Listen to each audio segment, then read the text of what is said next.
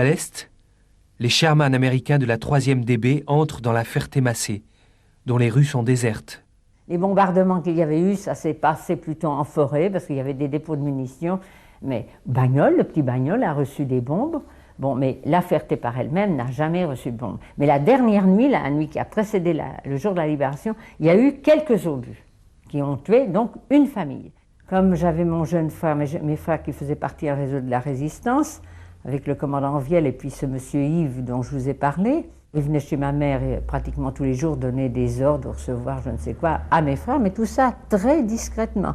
Ma mère et moi, nous n'étions pratiquement pas au courant, on soupçonnait. Alors, je prends ma bicyclette et puis je dis, bon, ben, je vais à leur rencontre. J'ai imaginé qu'ils allaient venir par le sud, la route de Bagnols. Ça s'appelait exactement à la barrière du Maine. Et là, j'ai vu une colonne de soldats arriver.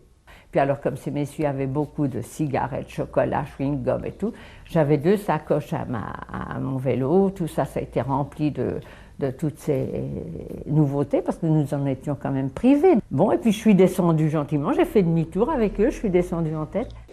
Ce monsieur Yves, qui donnait des ordres à mes frères, plusieurs personnalités, des officiers américains, qui ont déployé une grande carte d'état-major. Je me suis approchée d'eux, et puis ce monsieur Yves, nous l'appelions toujours monsieur Yves, me dit comme ça, « Vous êtes là, vous? Qu'est-ce que vous faites là ?» Là, j'ai tout compris, monsieur. Il était habillé en sous-lieutenant français. Et puis alors, avec sa carte d'état-major, donnant, peut-être pas donnant des ordres, mais des indications. Et on ne m'a libéré qu'à 3 heures de l'après-midi. Mes frères, ils ont été tués le soir même. Je suis partie pour la Londe aux mineurs. Est-ce que mes frères avaient reçu un ordre de quelque chose? Ils sont partis sur la Sauvagère. Et alors là, il y a eu une escarmouche avec ce monsieur Yves en question, monsieur Pépin. Ils ont attaqué soi-disant un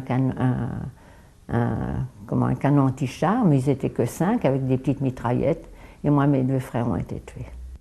On a eu à maîtriser certains agissements de nos